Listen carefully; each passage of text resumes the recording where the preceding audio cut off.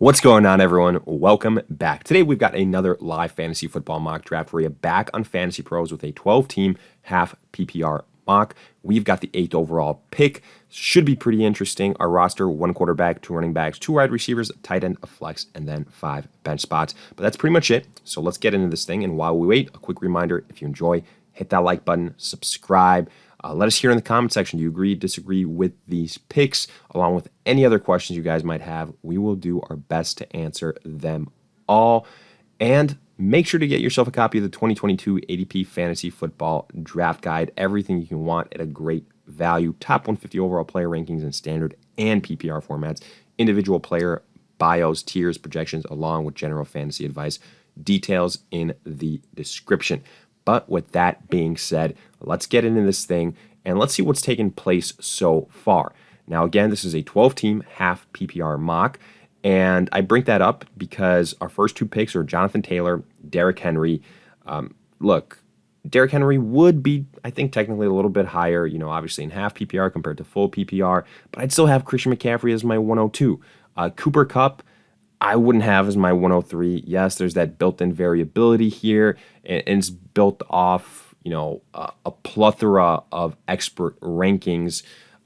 Some who have Cooper Kupp higher, lower, but basically, I think Cooper Kupp, in whatever the format, the takeaway here is way too early at the 103, which is what you see. Then Christian McCaffrey at the 104, Dalvin Cook at the 105, Eckler at the 106. I think pretty much everyone here since the 4th pick overall, you could argue, has been a steal. Then Justin Jefferson at the 107.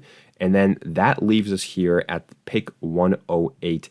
And honestly, I think this is a really intriguing pick because, more or less, I think you can find yourself in a similar situation to this one, where the top 2 wide receivers are off the board, or there's been a huge run on running backs, and you have to make the decision, do I go with that first wide receiver, or do I, guarantee I get an RB1 type of guy? So for us, it's a little bit easier here because both Kupp and Jefferson are off the board. So I'm not looking at wide receiver. To me, it is between Najee Harris and Joe Mixon.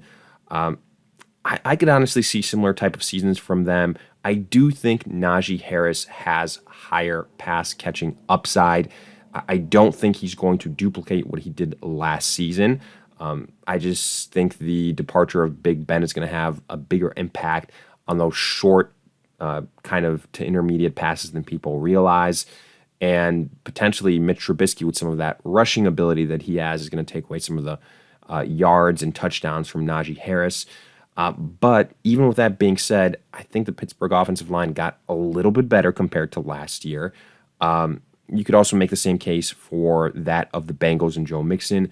But I have to still give the slight edge here to Najee Harris. Even with all those things that I said, I think he will have higher pass catching upside than a Mixon, who also has to contend with, Jamar Chase, T. Higgins, Tyler Boyd.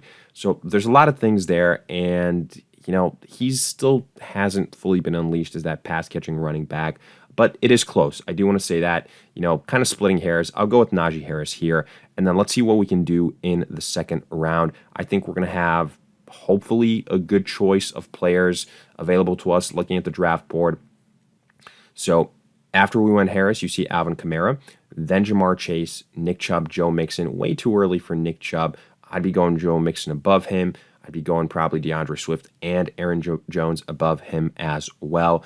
So afterwards, you see Stephon Diggs, Travis Kelce. Now at the 205, I actually think we're in a decent spot here to go wide receiver. There's been a little bit of a run on running backs. Looking at our cheat sheet here, who the next top names are.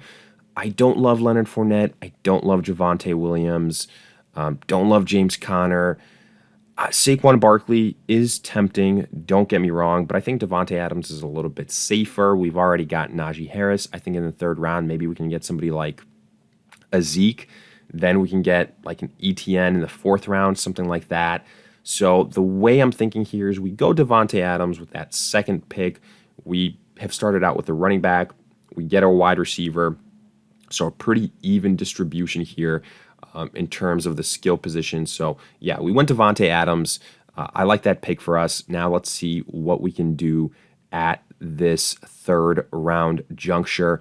And quickly to recap what we saw afterwards, Leonard Fournette, CeeDee Lamb, Deebo Samuel, followed by, oh my God, Breece Hall, Cam Akers.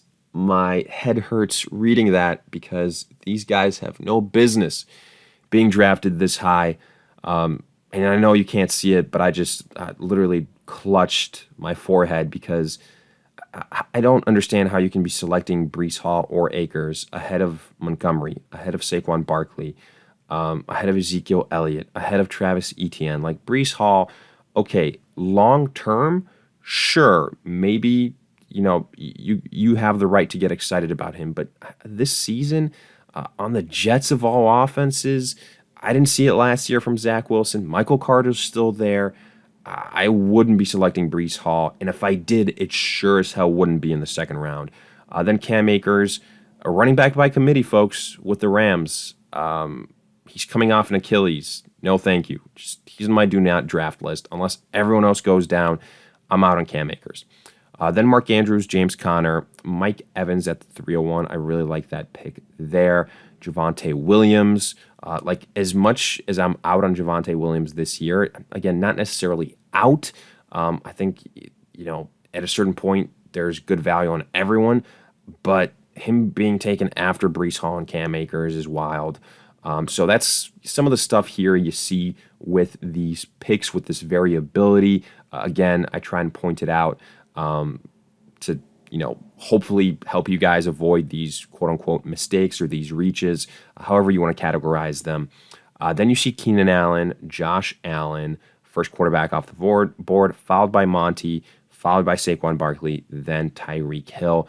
So, it was a stretch, but Barkley and David Montgomery, neither of them lasted until the 308. I would have been ecstatic if one of them did. But still, this is kind of playing out where we can go the Ezekiel Elliott route. Like I mentioned before, in terms of wide receiver, I don't really love any of these guys. A.J. Brown, T. Higgins, Michael Pittman. I'd rather at this point just wait later and get a Terry McLaurin, get a Mike Williams, get a Marquise Brown, get an Allen Robinson. So here, I'm going to go with the running back. I'm going to kind of go with the roadmap that I laid out in that second round when we were thinking about what wide receiver to go with, and we went with Devontae Adams. So let's quickly see what transpired here, if there's been any great value picks. We got Zeke, then A.J. Brown, Kyle Pitts, Josh Jacobs, Antonio Gibson, Michael Pittman, T. Higgins, Deontay Johnson, and Miles Sanders. I think here you can make a case about going tight end. You can go George Kittle. You can go Darren Waller. I've already got Devontae Adams, so I'll stay away from Darren Waller. I don't want to, put all my eggs in one basket. If I'm going to kind of get a stack, it would be Adams and Derek Carr, not two of the pass catchers. So here we could go Travis Etienne. We could go George Kittle. We could also go Travis Etienne. I mentioned it before, to get that trio of running backs. In terms of wide receivers, this is where we could make that transition. Again, I think there's a higher chance that somebody like Mike Williams, Marquise Brown, Darnell Mooney, Allen Robinson is available to us in the 5th round as opposed to Travis Etienne being available there. So I'm probably going to go with Etienne, have that running back position taken care of, and then worry about getting the rest of our squad taken care of. Yes, I'm passing up on George Kittle here. That does hurt a little bit, but I think Etienne is a really, really good value. So especially without James Robinson, we're going to go with Etienne here in the 4th round. I'm happy we did so because looking at the next group of running backs that are left, I don't necessarily love it. And, A.J. Dillon, Damian Harris, Clyde Edwards-Helaire, Kareem Hunt. I don't think any of those guys are RB1s, whereas Etienne definitely was, in my opinion. So, again, bringing up the draft board, you see J.K. Dobbins afterward, Jalen Waddle, D.K. Metcalf. There goes George Kittle at the 409. Great value for him. Amari Cooper, D.J. Moore, Terry McLaurin. A little bit of a run on wide receivers, Brennan Cooks. Then a run on quarterbacks, Patrick Mahomes, Kyler Murray, Cortland Sutton sandwiched in between there, then Justin Herbert. There goes Mike Williams. There goes Elijah Mitchell. So Darren Waller's still on the board. Really good value pick. But again, I've already got Devontae Adams. It's tempting. I'm looking at these other wide receivers, though, and I do need to go a wide receiver. I could also go Lamar Jackson. Honestly, I could go Lamar Jackson here. I know he won't be available to me in the next round. I've got him as a tier 1 quarterback.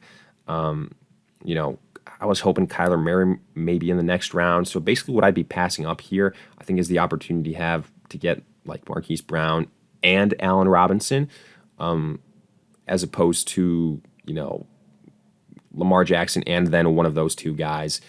But I know Lamar Jackson won't be there for us if we wait. And, you know, it's the 5th round. Getting a tier 1 guy at that point in time, I think that's kind of a pretty good value. So, you know what? I usually haven't drafted Lamar Jackson in too many of my mocks. I'll actually go with that right here. I think his rushing upside is the highest out of any quarterback. And he still got Rashad Bateman, still got Mark Andrews. So let's pull the trigger on Lamar Jackson at this point in time. Yes, we're going to lose out on Marquise Brown and then some of those pass catchers, but I'm hoping that, you know, it's going to be a situation where we don't get burned too bad. And actually, we get pretty lucky because afterwards you see Cordero Patterson, A.J. Dillon. I don't like Cordero Patterson. I do want to say that going that high. If you count him as a running back or really whatever. Juju Smith-Schuster, then goes Rashad Bateman. There goes Darren Waller. Tremendous value at the 601 for Waller. Joe Burrow, Jalen Hurts, Chris Godwin. Depending on what happens with Godwin's health, that's a really good value pick. So now we are in a spot where since there were 2 quarterbacks taken, we were right on Lamar Jackson not having, you know, he wouldn't have been available. But we've got both Marquise Brown and Allen Robinson available to us here. And even though both are available, both those guys aren't going to be options to be added to our team because, you know, after this selection, we're going to have to wait quite a while. And that means that there's going to be a run on wide receivers. So at this point, I think you just go with your preferred choice. Who's your preferred choice? Marquise Brown or Allen Robinson? I think Allen Robinson is going to be the more consistent guy all season long. So I'm going to go with that. I'm going with Allen Robinson here. And I feel really good about that, having him as my number 2 wide receiver opposite Devontae Adams. So we still need a tight end, but, you know, I think it's a situation where, you know, we can kind of wait on the position and figure it out. And this is always my kind of big reason why I prefer to wait on quarterback, but I got a little bit greedy. I wanted to see how it worked out. You know, we could have gotten there's still so many great options at the quarterback position. Like, look at it. Looking at the cheat sheet, you still got Matthew Stafford. You still got Russell Wilson. Any of those guys, I think, are a tremendous quarterback one. And then in the 5th round, we could have gotten, you know, a Darren Waller if we really wanted to and go very heavy on the Las Vegas Raiders. But we could have gotten, you know, both Marquise Brown and Allen Robinson, like I mentioned before, have a really good trio of wide receivers. But again, I wanted to experiment with it, getting a tier 1 quarterback. You can't be too mad about that. So now looking at some of these other wide receivers, Darnell Mooney is a good value pick. Like, he's my highest ranked wide receiver out of all of these guys at this point in time. I think he's going to see major volume in Chicago, even though the Bears are going to be trash. Putting it that lightly, we can go tight end in Dallas Goedert. He's the next best available tight end in my opinion. And if we wait on the position, I think there's a good chance that he won't last. Like, he's got to make it past, well, actually, he only has to make it past one team here in Team 11. So I think there's a better chance he lasts as opposed to Darnell Mooney. So that's the logic there. I'm going to go with Mooney here, and we'll see. If Goddard goes, then he goes. It is what it is. And if not, then we get a good value pick, and I'll be happy about that. So actually, Dallas Goedert still available. After Darnell Mooney, you see Aaron Rodgers, Ken Walker, Melvin Gordon, Dak Prescott, Gabe Davis, Amon-Ra, Tony Pollard, and Elijah Moore. So I've already got our 3 running backs, 3 wide receivers. I'm going with Dallas Goedert at this point in time. We need a starting tight end. He's kind of by far and away my next best available tight end. So let's go with Goddard here, add him to the team, and then afterwards we can try and pinpoint some other good value picks, because this is you get to the 9th round, 10th round, this is where it's like, okay, I got to hit on some of these guys, where in the later rounds this is where the steals are made, this is where you get those breakouts. So now, I think there's a guy in Allen Lazard that's still available. I love him at this point in time. I'm not really going to overthink it too much. We've got our quarterback, like I said before, in Lamar Jackson. So even though Russell Wilson and Matthew Stafford remain amazing values, you can't really justify taking another quarterback now. So I'll go with Allen Lazard, continue to add depth, continue to add a guy that I think can be a breakout candidate. A tight end, we could go Cole Kmet, but I think we can potentially wait on that. We do have Dallas Goedert. I do like Cole Kmet. I think similar to a Darnell Mooney, he's going to see a lot of volume in Chicago. But there's pretty much everyone after us that has a tight end, so I'm not too worried about it. We can get him in the next round. Let's see what we have available to us here. Running back, wide receivers. Hunter Renfrow at this point becomes a really good value. Like, we could get him in case something happens to Devontae Adams. I think that wouldn't be, the dumbest thing to do. Russell Gage is also intriguing, depending on what happens with Chris Godwin. But I do think right now Renfrow is maybe, it's the smartest pick, I would say. So let's add him again. I don't expect anything close to what we saw last year from him, but I think it's potentially a good quote-unquote wide receiver handcuff, however you want to categorize it, to Devontae Adams if something happens there. Russell Gage is still available, so that's still another good pick. Let's see if everyone here has a tight end. Looking at it, so I do believe everyone after us still has a tight end here, so I can go with a wide receiver if I wanted to. Russell Gage is still there. I mentioned him in the previous round. I'm going to go with him here. Let's see if any tight ends go off the board. No. And I want to highlight this right now. Let me quickly go into this. Matthew Stafford is still available, folks. It's the last round here. It's round 12. And the only reason it kind of went this way is because some of these quarterbacks went a little bit earlier, and he's right on that precipice here, Matthew Stafford, in terms of the quarterback rankings, like the 11, 12 spot.